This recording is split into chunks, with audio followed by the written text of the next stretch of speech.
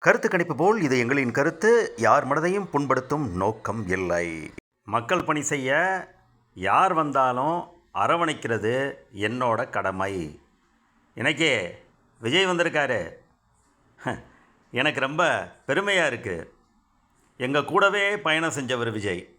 அதை நான் மறக்கவே இல்லை. எனக்கு அவரை சின்ன பிள்ளையாக இருக்கிறப்பவே தெரியும்.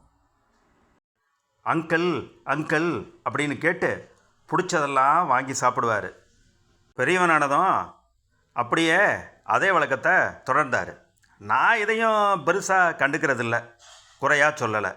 மக்கள் பார்த்தாங்க. அதனால் சார்னு கூப்பிட்டுக்கட்டுமா அப்படின்னு கேட்டார். நான் சிரிச்சுக்கிட்டே சரி தம்பி உன் இஷ்டம் அப்படின்னு சொல்லிட்டேன். நானும் நடிகன்தான் தம்பி, உதயநிதியும் நடிகன்தான். ஏன் நடிகர்கள் நாடாளக்கூடாதா, இணைவோம் அப்படின்னேன்.